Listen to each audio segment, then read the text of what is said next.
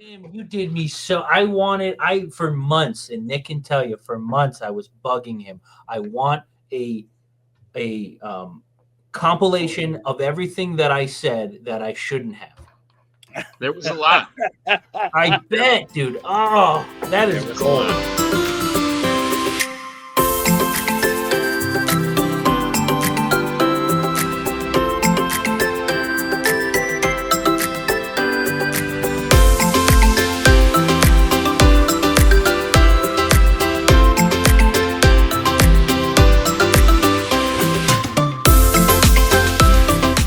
Tim, how you feeling?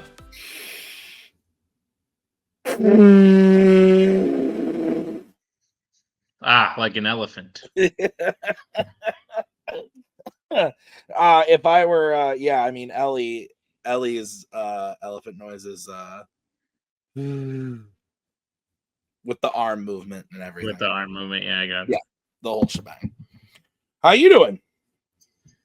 I'm all right. Stressed? Stressed? Always. Why? Life. Why? Life. Work. That's fair. The wedding industry, but that's fair. That's another topic of discussion. I asked you how you're feeling because you've been sick. Yeah, I have one antibiotic left to take. It's tomorrow. It's a 7-day course. Tomorrow and once you take, is it like a magic? You take that and then it's over? I really hope so. Today is the day I felt the best. I still have a little bit of a cough, a little bit of phlegm. My ear is so close to popping. I can feel it. I can feel like there's some like crackling going on. I just need it to like. What's like the worst you've ever been sick?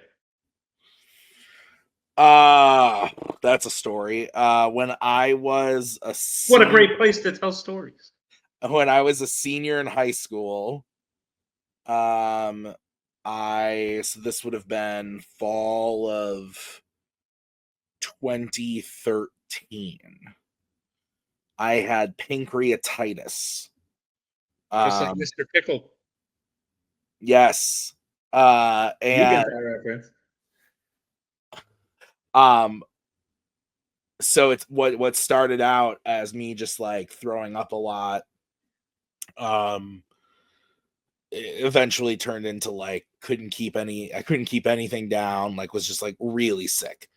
And so after a few days of that, like nonstop, it was like, okay, something more is wrong. And my mom is a nurse practitioner, so she's pretty good at like diagnosing these types of things. But even she was like, what the hell's going on with you? So they did like a ton of tests to like find out what was wrong with me. This was like it was like a whole thing.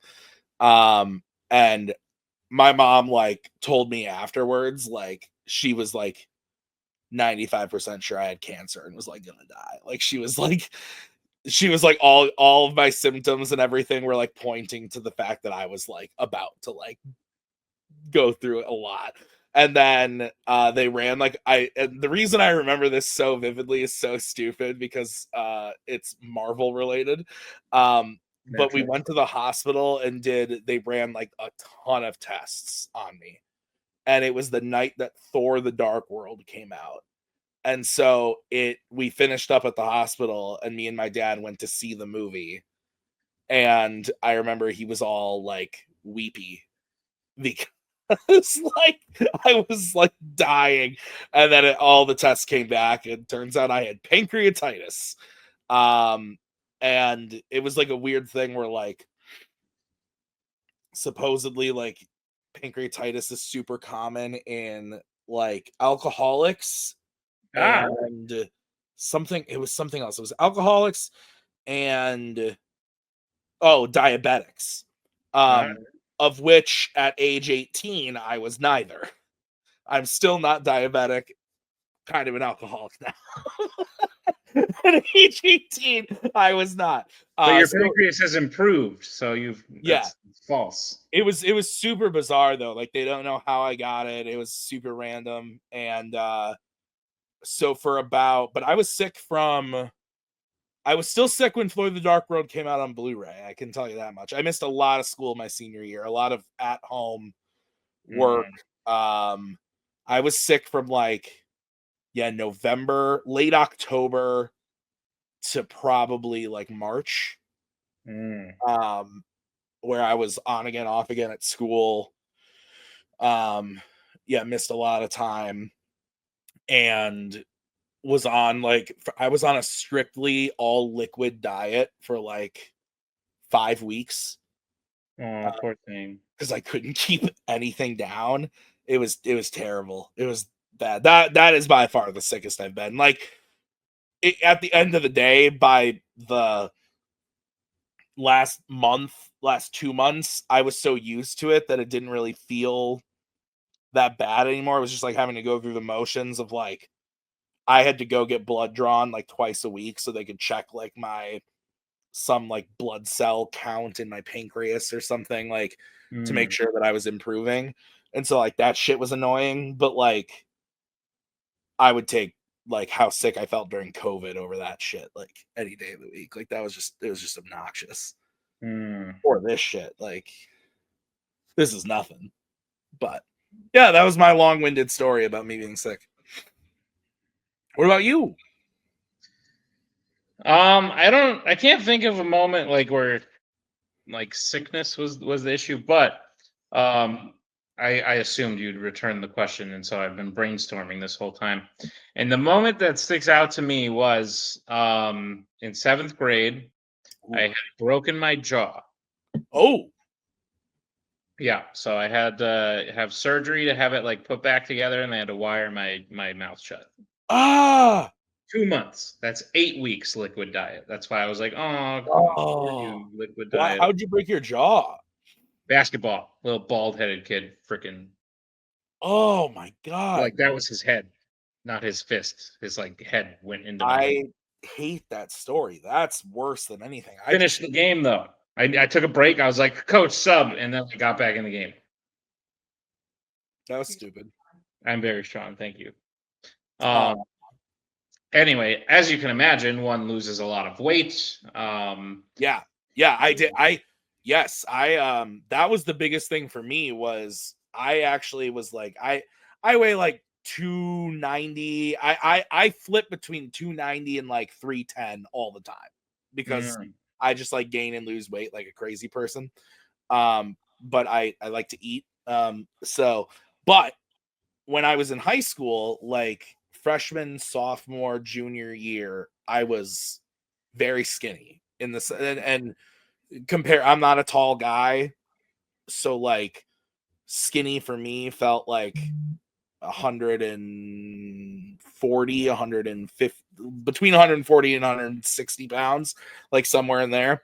And then I don't know what happened, but between like midpoint of my junior year to like the beginning of my senior year, I gained a ton of weight. Like I think I channeled the inner Tim now. I was like, food, incredible. What am I doing? And I just got really fat. And when I got sick, when I got pancreatitis and I was on that all liquid diet and I was throwing up everything, like I couldn't keep anything down, I lost so much weight. That was the skinniest. I was like 130 pounds at one point. I think I was too, actually. Yeah, it was exact number. I think I was around like, because it was 7th grade, so I think I was around like 180 at the time, and I lost. You were still a tall boy. Yes, but I lost like 50 pounds throughout this thing, and I was sick all the time because I was tired and hungry and nauseous. Yeah. And I woke up one day and I was really sick. And the problem is when you break your jaw, this is going to get a little gross, so prepare yourself. When your jaw is wired shut, you can't brush your teeth. What are you supposed to do when you throw up? No. There's actually, and I was told this after the surgery, conveniently, that many people have died from choking on their vomit when their jaw was wired shut. Nice. So I was like, great. Sounds fun. So I'm really, really sick. This is not funny. This is a very tragic time in my life. So, dude, I cried like a baby just walking through the grocery store. Oh yeah. Like 6 weeks in, I had 2 weeks ago. My mom's like, we need to go to Stop and Shop. And I'm just walking through the aisles, looking at the Sun Chips, looking at the burgers, and I was just crying. But anyway, I'm being brought back there now. And Anna's laughing at the whole thing, and I hate it. Shut up. So anyway, I wake up one day particularly sick, like nothing in my stomach, but also like I want to throw up. Yeah. This also happened to be the day I had to go get x-rays. So I think it was about halfway through this process, probably a month in. So I go get x-rays. I'm also very claustrophobic. Ooh, did not know that. And the x-ray machine for your jaw is very much a like get put in a little confined. Yeah, like when you go to the dentist and stuff. Yeah. So all of that was not good. I like broke out of and probably nearly broke the multi-million-dollar dentist machine because I was like about to throw up and I did, and the dentist and my mom had to like coach me through not dying, and I will leave the details at that. Yeah, how'd they get it out of you? You had to swallow it? So remember when I just said 0.3 seconds ago, I will leave the details at that. Oh, I want to know that. I had to swallow a lot. Ew. I had to get some out the same way I get food in. Ew. It was gross. Yeah. Gross time. Don't break your jaw. Don't recommend it. Did you have a tube? Nope. But I was able to like jimmy a special straw like behind my teeth. Nice. And yeah, That I is brushed my good. teeth, dude. My tongue was black. Ew. Gross. Like I brushed my teeth for 3 hours straight the day I got those things off. How did they? You said they sewed your like. What did they do? This is also going to be disgusting. Sorry, everyone. This is a gross episode. But stay till later. Paul's going to talk about some shit. It's going to be fun. They put braces on you, but not on your teeth. They drill the screws into your gums above your teeth and below your teeth. And then they attach those screws together with wires. So you got some gnarly scars on the back of your lips. I don't think so, because your gums like heal. Yeah, I guess. Yeah, they quickly, kind of cover up. Yeah, your gums don't really scar, or if they do, they're not noticeable. But yeah, that was a rough time, especially like just waking up. Like they had to put me under, obviously, for the surgery, and just waking up and like not being able to open your mouth. Yeah, like wild feeling. That is crazy. There were multiple times my like 7th grade teacher had to like rush me to the nurse because I would go to her and be like, I don't feel great, and she'd be like, oh my god, let's go. But you couldn't talk, did you? What? Or could you just talk like Try it. Keep your teeth together and talk. That's how I had to talk. Oh, so you just kind of do it. And I was encouraged not to do that often because it naturally like you're trying to pull your mouth open. Yeah. I was also told not to work out because like doing anything that would like make me grit my teeth together. Did you have like a whiteboard? A whiteboard? Yeah. No. I just spoke like this, but that was actually when I can't remember the year, but that was when I first really started getting into like the MCU because people would like come over, like my friends' parents would like make them come over and like is it Nick? He's dying. Pretty much, yeah. And one of them brought me a DVD copy of Iron Man. Nice. And I still have it. And I think that's I'm trying to think. You said 7th grade? Yeah. That would have been what, like 2009? What year did we graduate? So 2008. So yeah, that would have been right around. Yeah, so it would have been, yeah. Yeah. So yeah, that's when it. So I didn't see Iron Man in theaters, but that's where it like kicked off. Big fan. We've had a bit more going on with the mouth and shit. Hey man, I saw Thor: The Dark World with pancreatitis.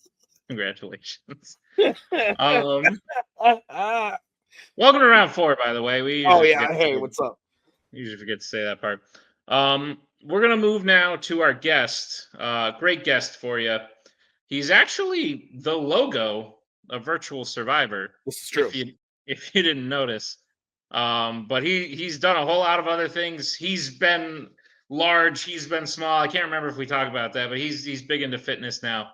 But I knew him in college, and then I knew him at when we worked together, like 2 or 3 years split, and when we worked together, and I saw Paul, and I was like, it looks like Paul ate Paul, and I was like, this is, and then he like worked it all back down. Dude's a psychopath, but as you probably saw from watching the show. But yeah, let's go talk to Paul Angelucci, runner-up and fan favorite of Virtual Survivor, and he's done a lot of other shit. But yeah, Paul Angelucci.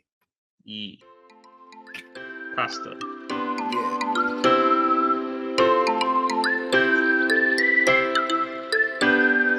We are here with Paul, runner-up of Virtual Survivor. He has moved back. Fan favorite Virtual Survivor. He has returned to civilization, shaved his head. Yeah, no, it was about time. What room in Europe? We were worried about you, man. Yeah, me too. Listen, I really needed that solitude, but I think after first time, we're still doing this. We're gonna pretend this is a real thing. Oh, 100%. Yeah. Yeah, but I think after talking to everybody, I really, got my wits about me, shaved my head, showered, and now I'm back in the real world. That's fair. I'm glad to hear it. Where are you? I'm in my office. I am on the clock right now. During break time, but yeah, I'm in my new office, which is nice. I'll give you all the little tour. I got a beanbag. Is that what they say when they tell you their problems? Yeah, for the most part, it's all my door decks. And I bet Tim doesn't know what those are. Yeah, that's a benefit of not having to work in residential life. Yeah, that time sucked. We'll get into that because we got some stories, and this is the place to tell those stories for sure. But first, Virtual Survivor. At the time of recording this, we did the reunion very recently. It's still fresh. I gotta say, for someone who had no idea what they were doing, because the fact of the matter is, you throw someone into Survivor, and the idea of Survivor is it's supposed to be like a microcosm of society, like so you're interacting with people and socially getting ahead and doing what you need to do. So like someone with no experience can go in and do very well. But you had no clue, and you did very well regardless of that. And you beat people who knew very much what they were doing. So I gotta say, as much as people will probably rag on you for how you handled the final thing, I think you did pretty well overall. Are you proud of your performance, or did you actually need to go to the woods? No, for the first half of it, you would message me 5 or 10 minutes before logging on, and you'd say, hey, remember the thing tonight? And then I would reply, what thing? So the fact that that's where we started and this is where I ended, like, I'll take that. I'll take all I also need to know, because we saw where you ended and how much like we're putting into it. But at the beginning, I asked Tim the same question. Were you like trying to get voted out? No, not at all, because I'm too stubborn for that. I thought I had a theory. I was like, I don't think Paul wants. I honestly thought this about like half the people. I was like, I don't think they want to be here. I think they're doing me a favor, and I appreciate the favor, but I think all of them are just trying to get voted out immediately. Eddie, I thought was the same. So I cut out this scene, but Eddie literally says to Liam, like, yeah, I got a paper to write anyway, so this wouldn't be the worst. Nice. And I literally thought you were doing the soup salad sandwich thing. I thought you were just trying to piss everybody off so that they would vote you out. But I guess I should have realized that's well, I didn't know that, like, that was just me being me. I know. I didn't know that actions had consequences socially. And then I started seeing people get voted off for what they were doing socially. And I was like, oh, that matters. That is you not knowing. But it's funny you said that, like Survivor being a microcosm of society. I read Lord of the Flies in the 10th grade, and this was a time in which I was heavily concussed. I probably spent more of the 10th grade concussed than not concussed. But I do remember Piggy dying. and that always stuck out to me. And I think it's interesting because our piggy died. Cody did not make it very far, and I think that Yes, he is did. kind of just. No, I mean, not as far as that. Just shows. Yes.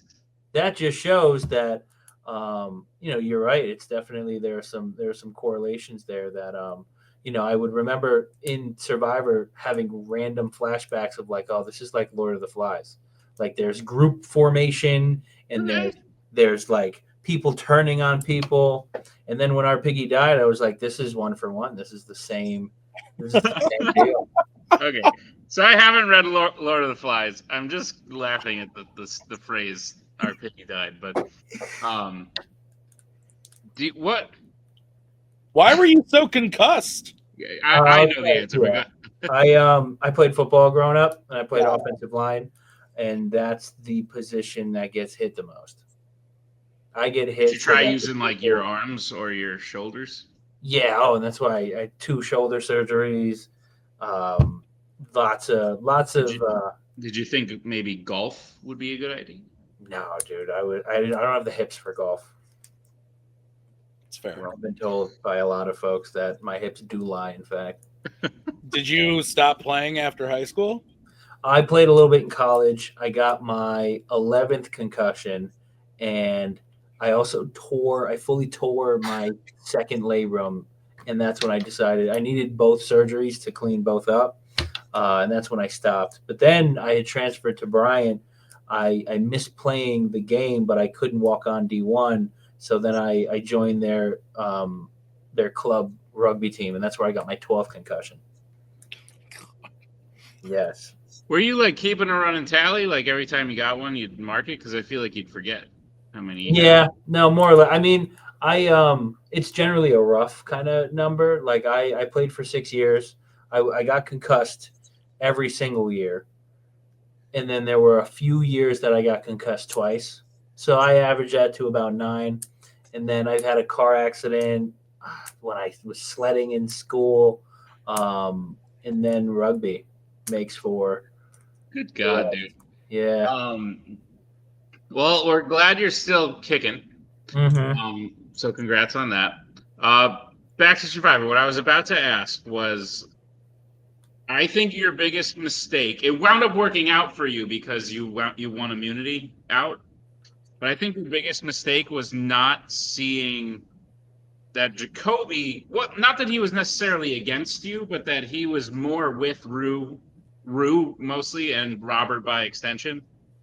And I think it would have been, and you were considering it too, but you voted for Rue. I think it would have been a badass move to save Cody at the final 5 with your idol. Then Rue goes home. I know. I didn't know, and I guess this is kudos to the ethics and the integrity of the game. I didn't know people's relationships at all going into, like, even halfway through. I couldn't tell what relationships started in Survivor that just got really good and what relationships transcended Survivor. So I think that's one piece of it. The other piece of it was the relationships I had going in turned out to be, my biggest hurdle in the whole thing. So that was just something that I really did not consider, was like what was being said outside of Survivor and the relationships that were had beforehand. But no, looking back, yeah, if I saved Cody, and I was thinking about it too. I was like playing that in my head, like this is something that I could actually do. But he was triple dealing the whole time. I just didn't know he was not somebody who I could trust. And he 100% screwed himself by lighting Jacoby up at the beginning of that episode.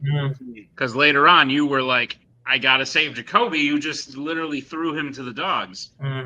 So, yes, I get that for sure.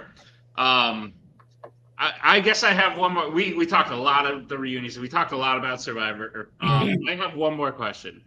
Why did you stick so hard to your guns in Final Tribal about your sympathy towards John Carlin? I don't know. I didn't know how. I had no, like I said in the live reunion, Like I didn't really know how the game was won up until like final 3, final 2.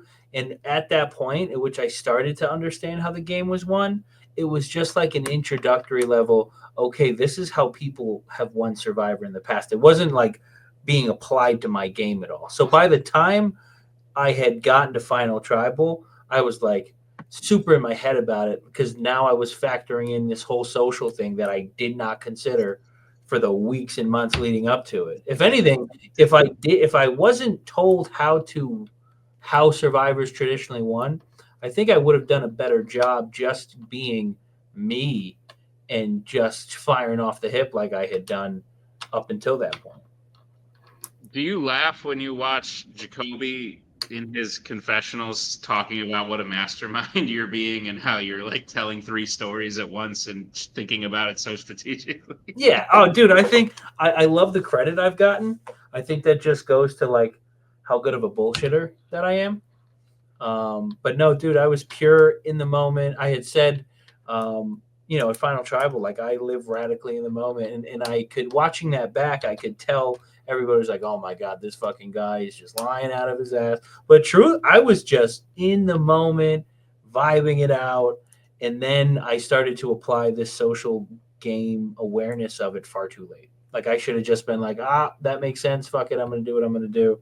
I should have brought, looking back, I think how I would have changed was to bring Jacoby instead of Rob. I feel like I would have had a better. Yeah, I'm getting back. I am getting that too. Tim, you hear an echo? Oh, okay. Go ahead. So yeah, I think bringing Jacoby instead of Rob would have helped me out because Rob didn't really piss many. Rob was like, if vanilla was a person. And I think vanilla doesn't piss anybody off. Like nobody hates the taste of vanilla. They might dislike it, but nobody hates vanilla. People hate mint chocolate, and I was mint chocolate. And I think if I had brought Jacoby up, I think I would have had a better shot because he ruffled some more feathers than I. And I probably would have had a better job garnering more votes than Rob. I also think, go ahead, Tim. No, I have a dumb question, so you keep going. I was going to say, I also think it would have helped your case because you were trying to play I was loyal, I didn't backstab, I didn't backstab as many people as I could have. So that would have helped your case. Yeah, and I was like, I could have been like, oh, Jacoby, I told you from the beginning it was going to be me and you to the end, and here are these instances in which you turned on me. Like when it comes to loyalty between the two of us, yeah, I would have. That was my fatal flaw. But here's the deal: is if you did that, unfortunately, you lost Giancarlo. So Giancarlo was voting for anyone not named. Which I'd like to get to that at some point in this. That whole thing. Oh, I did lose Giancarlo. It was his goddamn fault, and the fact that he cannot, in the way that you all edited it, makes it that much more in your face that it was his fault. He waited all of a second and a half, be like, I know who has the idol.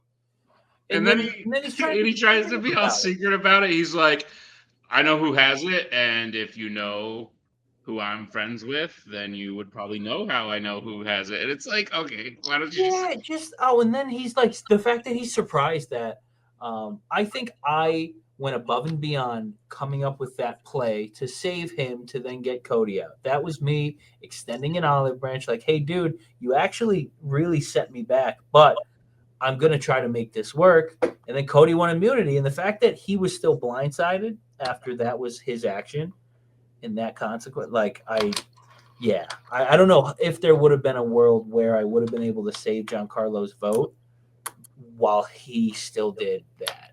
Do you think the gift maybe didn't help? Oh, no, dude, the gift, that was just like, you know what? Yeah, I mean, the gift definitely did not help. I think if I didn't send that, though, I'd be in the same boat. I think what didn't help was him blocking me because then that made me block him after he didn't vote for me. And then, like we were talking about with the concussions, I just forgot that I blocked him, and then went in our friends group chat and was like, "Can someone tell Paul to unblock me?" And that's when I was like, "Oh shit, I forgot about Giancarlo." It was like 3 weeks, almost a month at that point. Things were busy, and I was just doing what I had to do. And then I saw the text. I was like, "Oh yeah, I haven't heard from Giancarlo this past month." Dope. Well, Paul, to wrap up Survivor, because we want to talk to you about other things. Our community of people who tend to watch our stuff know us very well. Now they only know you from Survivor. But to wrap up Survivor, I love returnee seasons where people who've played before play again. Spoiler alert, but you're a shoo-in to come back at whatever whether it's All Stars, whether it's Second Chance, like literally the runner-up who currently has the individual immunity record, and because there's so few individual immunities, I don't know that it will be. It might be hard to beat that. Yeah, I heated up. And also the fan favorite. So like, you're probably like top pick first draft to come back for a returnee season, but you might play something else before that if things go correctly. You applied for the actual show after this, yes? I did, yeah. I just got a rush of. This was after I shaved my head, showered, and did all that. I just was like, why not? Like I remember watching me at the end of our time, and just throughout the series, I was like, I make for some pretty good damn television. Like I feel like it wouldn't hurt to throw an application out. Do you mind? Do you mind? So I'll cut it in. Yeah. If you send me your video, we'll cut it in right now. Yeah, I mean, I sent you. Well, no, I mean like in editing, I'll cut it in. So like, oh, okay. Here's Paul's audition video for actual Survivor.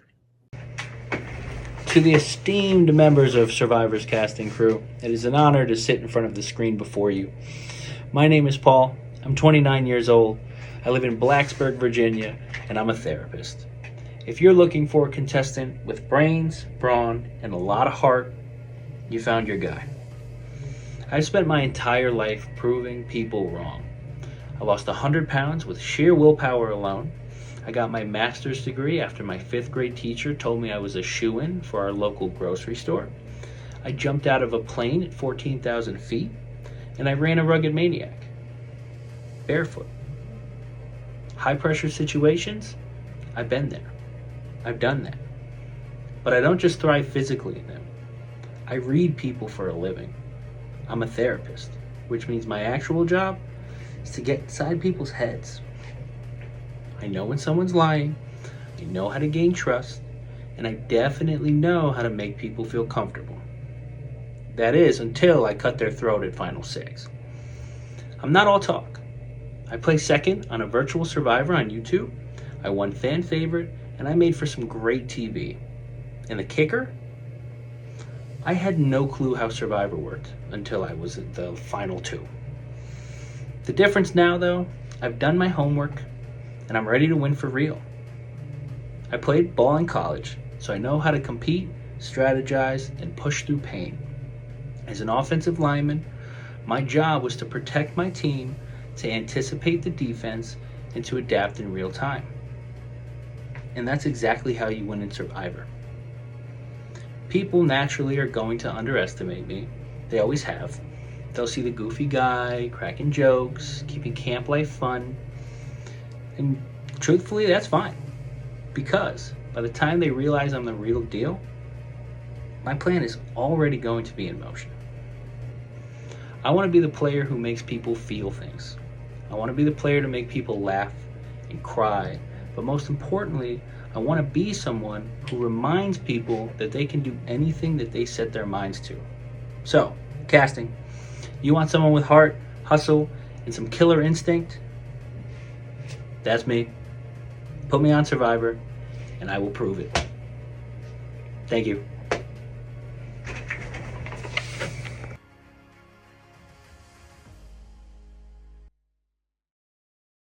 What a great video. Yeah, right? What'd y'all think? I've seen it. It's great. Tim, I heard some of it from the background because we were I think that was last night spoiler alert, we are currently shooting season 2 of Survivor, and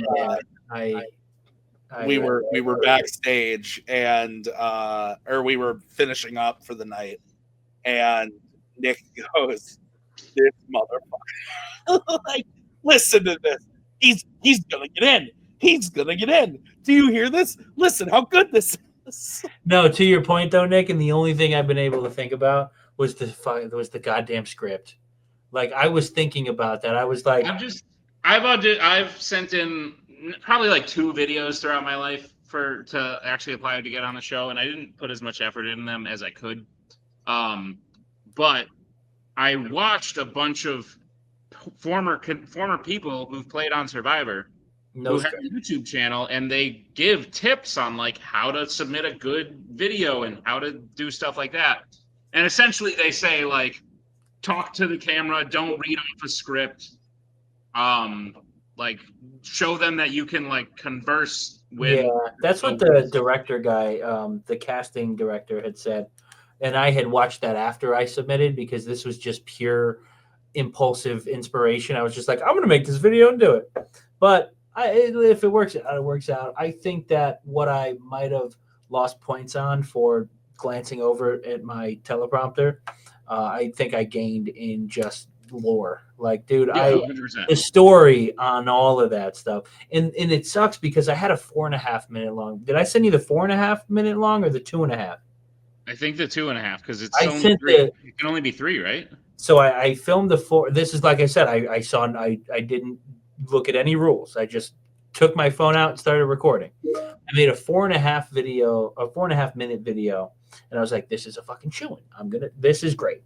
And it was saying file size too big. I tried to compress it, make the resolution worse.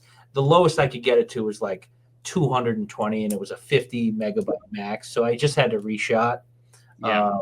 And yeah, that's what. But I posted my original onto TikTok, and it was like it had like 1,000 views in like a little over 8 hours. A lot of folks commenting on it.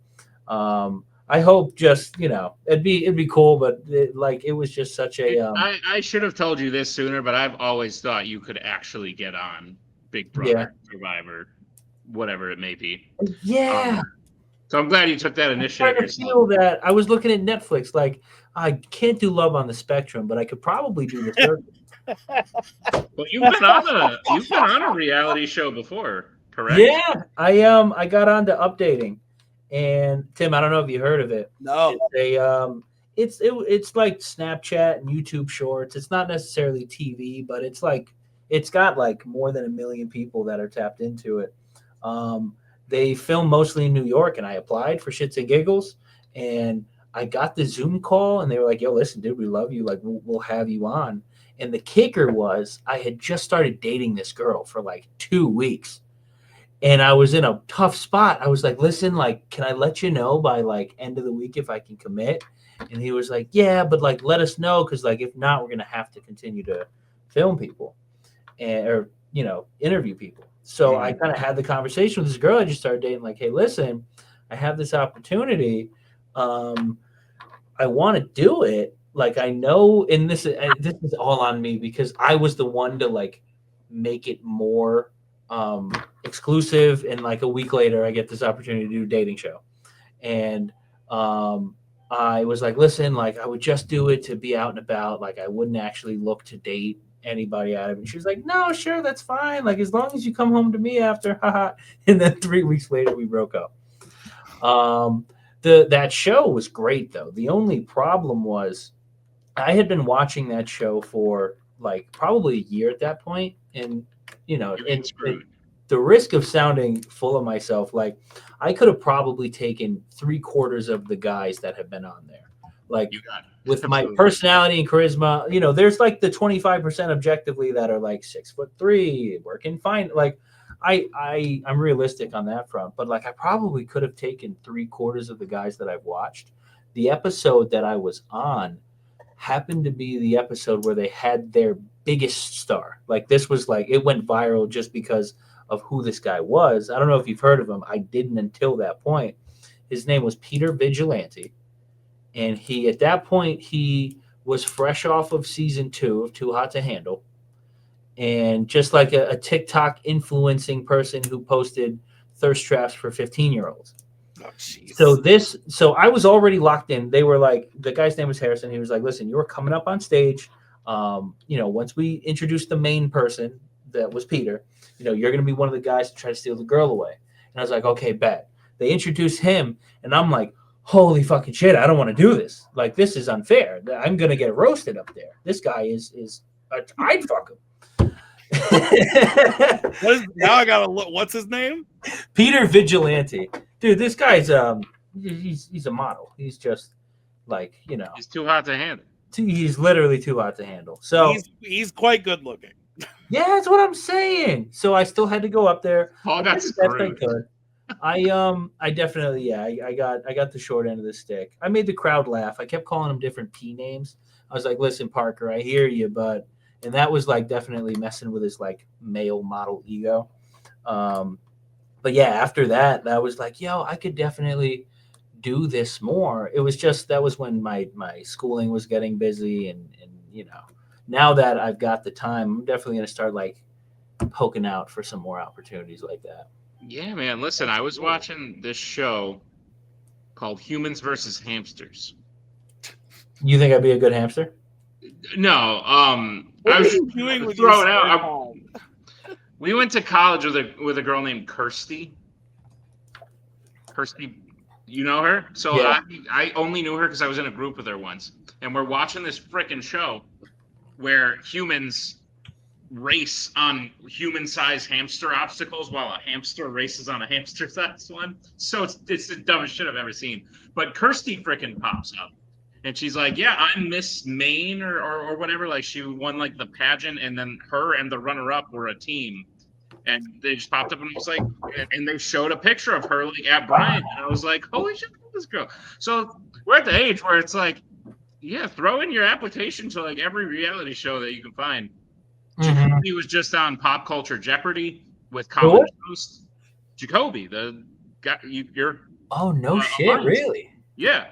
Huh? On Amazon Prime, if you go watch Pop Culture Jeopardy, Jacoby's on one of the teams. Wow. Mario was on Beast Games. No, he fucking wasn't. He wasn't. Oh, dude, I was saying, I just got through that. It's a great. I loved it. I loved Beast Games. I think Beast Games plays a weird brand of God that I think is going to just play out really interestingly over the next 10 years. Oh yeah. Like I think Jimmy is going to be able to like have people like fight each other to the death for money. That's kind of where I think his brand is heading. And he sprinkles in like a video now and then of like, I just bought 2,000 people legs, or I just fixed 1,000 people's eyes, and it's like, oh, like I guess he's good, but then he does these little weird things that it's like if on Beast Games it got to the final 10 and he was just like, I'm gonna lock you in a room, whoever comes out gets the money, they would have done it. Oh, there's like reports of that shit. Like I know, isn't he like in the middle of like a big lawsuit right now? I knew he was under some heat. I read up on the law before we purge or whatever the term is. I read up on it. It's like 5 anonymous people from Beast Games claimed to have like broken bones, and he went and did an interview and was like, "You think if people were breaking bones, we really would have kept shooting?" And they were like, "We called like 950 of the 1,000 people. All of them who answered, we found no one who like even had an injury. So like these 5 anonymous people are just mad they lost and they're gonna get money." Looking for something. Yeah. Maybe it's true, maybe it's not, but I don't like to speculate on that kind of shit because like I don't fucking know, but yeah, it sounds sus. But regardless, Paul, best of luck in your Survivor endeavors. And if that doesn't work, you will be on a future season of Virtual Survivor. Tim. I was. I know you want to wrap up the Virtual Survivor stuff, but I wanted to ask Paul because I think it's important for all of us to get constructive criticism. Paul, what could Nick be doing better as we get into season 2? Because obviously Nick's not perfect, and you've gone through a season now. What do you think from a producing, hosting, writing, directing, and an editing standpoint Nick could fix up? I think that, and I told him this the other night. I think really the only area that could be better captured is the messaging. And if there was a way to request, so in our season, it was like, don't text about this, don't message about this. If in this season or in future seasons, it was like you can text about this, you can message about this. You need to send screenshots in. I think that would give you all a lot of great. That's just so less exciting because we're not watching people talk. We're watching just like words. I that think, appear on the screen. yeah, but to your point, like I like your idea of giving access to StreamYard access to everybody so they could hop on a call midweek to chat about it. I just think the brand of folks that you guys have right now is a little too casual for that. Yeah. That they would message back and forth real quick Yeah. on a Tuesday, but they might not hop on a StreamYard. I just think that if you guys got I know that before I had known that you really shouldn't have messaged, I was messaging this person and that person. And if you guys could have captured. Yeah, you literally, well, first of all, you say you didn't know, even though I said it like 20 times before we started. But it wasn't like super duper clear though. So super that's duper like water under the bridge. I made it pretty clear. But yeah, no, literally, you got the idol, and the first thing you did was message Jacoby and Giancarlo and said, "Hey, guess what? I got the idol. You guys go get an idol too." Which just proves you weren't listening because you thought all of the people on your team could each get their own idol. No, you said that there were 2 idols. I thought it was 2 idols per team. Nope, I said one on each. So that's. And then it sounds to me like Nick needs to work on his communication. I disagree. 100%. Paul needs to work on his listening. I'm somebody like pictures are really beneficial for me. So pictures, scratch and sniffs. Like if you guys can incorporate different models of learning, that would be. Good God, we're working on new challenges. We have started shooting season 2 already. First episode is dynamite. It's great. It's great. Dynamite. The raw footage of episode 1 is dynamite. We'll see. Dynamite. Yeah. We're trying to think of new creative challenges. Maggie just handed me her computer with the Netflix sign-in, so I guess I have to... That's fair. We're trying to think of new creative challenges, but before we go, because I know you got to go soon, Tim, ask him the question I know you want to ask him. What's behind you, Tim? What's all the things on the shelves behind you? Do I want to know what his favorite movie is? I don't think you do, but I think you should find out. Oh, okay. What's your favorite movie, Paul? Oh, it's a cult classic. You've definitely heard of it. It's called The 41-Year-Old Virgin Who Knocked Up Sarah Marshall and Felt Super Bad About It.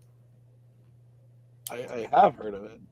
Yeah. See, Nick, you are the minority here. I've heard of it. That's your favorite movie. 100%. Yeah. Why? I just think That's your second favorite. The range is incredible. The range in the movie. Second favorite. I know. I'd have to go the original Shrek. No, I'd have to go Shrek 2. I'm taking Shrek. Cat in the Hat. Cat in the Hat's kind of slipped to 3 at this point, truthfully. And then Interstellar's 4. And then wait, hang on. Your ranking in the Interstellar, Shrek 2, and the Cat in the Hat. Your ranking. Wait, what's your fit? What would you put at 5? I nothing that like it really just changes every now and then. 5, like I'll watch a good enough movie. Like, I watched Twisters not all that long ago. Twisters would probably be my 5th, but like I'll watch another good movie in a couple months and then that'll be 5th. But those top 4 pretty locked in. It was only recently that Cat in the Hat took the. What happened? I just was watching Shrek and like. You were like, this is kind of hit me in a way that it hadn't before, but now I can't unwatch it. I can't unsee what I watched. You realize the guy who voices Shrek is the Cat in the Hat, right? Yeah, dude, I'm a Michael Myers slut. Okay, great. So you like Halloween then? Not that one. Oh, goddamn, Paul, you're quite a character. Yeah, that's. We don't have enough time to talk about our escapades in college, so we'll have to have you back at some point. Yeah. But I guess if you were to give advice to people playing Virtual Survivor Season 2, what would that advice be? I probably would just tell the new folks to like have a general understanding of what Survivor is going into it. I just thought I was hopping on a Zoom call with some buddies and playing games. So I think that would help. But also, like, doing a little dirt, like, had I known of the allegiances of folks beforehand, I think I would have. I don't know actually what I would have done with that because I wasn't really considering social things much, but I would have been a little more informed on where people might have like been team wise. So doing a little bit of digging, like everybody's connected with each other on Facebook. So like see whose people's friends are, and generally like watch Survivor. I think that'd be helpful as well. Fair. Paul or Tim, any closing remarks, questions? I have one for you, Tim, but I want to hear if you got. Hit me. Is a hot dog a sandwich? Yes. My work here is done. I've learned much from you, and oh, Nick, I know you. Unfortunately, Tim deleted all the raw footage from. Tim, you did me so. For months, and Nick can tell you, for months I was bugging him. I want a compilation of everything that I said that I shouldn't have. There was a lot. I bet, dude. Oh, that is gold. A lot. But that's probably for the best. Had that gotten that stupid hot dog, soup, salad, whatever was like 30 minutes of footage. It was a lot. We talked about that for a long time. I thought about just releasing the raw, uncut. Is a hot dog a sandwich? Yeah. But alas, we could do a video where you just teach us that. No, we couldn't. Oh, I did research on this. His master's degree final project, like presented at a symposium, was the psychology of food, and it was literally just arguing with anyone who came up to him about this question. That's not a joke. I believe it. Yeah, indeed. And listen, I broke this poor librarian lady. That poor woman, she came to me, and this will be the story that I tell in Iraq. She came up to me. She was looking at my board, and I was like, "Hey, how are you today?" She's like, "This is wrong." And I was like, "Okay, like, what about it's wrong?" She's like, "Everything. Hot dogs are not sandwiches." And then I was like, "All right, well, why do you think like that?" And she was like, "Well, it's just the way it is. Hot dogs are not sandwiches." And I was like, okay, well, is cereal soup? And then she was like, "No, cereal, it cannot be soup. Cereal is cereal." And I was like, "Okay, well, I hear you. However, look at some of the things on my board." And then we were going through the different points on it. And then she pauses. And it's like 10 seconds of silence. And then she steps back and she looks at me. She's like, I don't know why I just got so angry about all that. And I was like, you know what? I hear you. I wouldn't be surprised if that anger bled into other areas of your life unknowingly. And this woman just was like, she kind of looked down at the floor. She looked back at me and she said, "Thank you." And just, dude, walked out of the room, not even just to a different board. You know how a lot of these social media websites, like news outlets, stuff, like make their own like films for their like website. We should do a documentary on this. Dude, a mockumentary. Nick, can you direct? Yeah, I think I'm going to respectfully decline to be involved in that project. Let's call it creative differences. But Paul, congrats on your performance in Virtual Survivor. We'd love to have you back on this show. I'd love to be back. As well as some other things. Tim, Paul's probably not the best movie trivia guy, but thoughts on like hosting? I can MC. Oh yeah, absolutely. So I just thought of that. So we'll talk about that later. Maybe you'll see more of Paul. Who knows? But for now, let's throw it back to Tim and Nick, or just Tim, or I guess we'll find out. But yeah, we'll go see him. Let's go talk to him.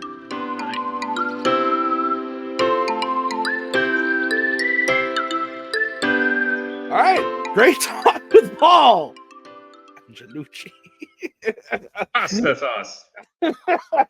I like that dude. He's a good guy. We need him back on the show when it's a little more when we have more Less time. time. Yeah, less time constraint. Yeah. So no, that was a lot of fun.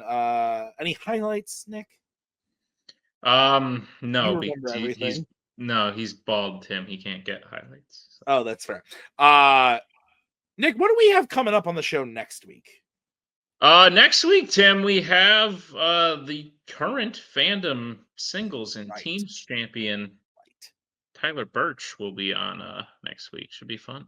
Yeah, he says that we don't like having him on our programs, but now we're gonna have him on 3 programs. And now you won't know if he's hosting or if he's the guest. Whoa, that's true. Whoa, I didn't think about that. That's gonna be wild. It's crazy when you two are on screen at the same time. I'm still the fandom champion. Like currently. Think about that. Yeah, I didn't think about it like that. That it adds up. It makes sense to me. Okay, well that's coming next week. So be on the lookout for that. Got a lot of fun stuff going on around here. The fandom stuff has kicked off last week. Fanzone, Last Word aired yesterday. No. Last week it aired. No. Oh, this is the Paul one. Fuck. Yeah, it was yesterday. I thought this was the time one. Last Word aired yesterday. It did. It was yesterday. Fanzone, everything else this week. Lots of good stuff. We're losing it. Everything's exciting. We're tired. We got a lot of shit going on. But thank you guys for watching the show. This has been a fun episode. We'll see you guys next week with Mr. Birch, but watch the fandoms, watch the fan zones, all the other stuff going on around here. All right. We'll see you next time. Bye.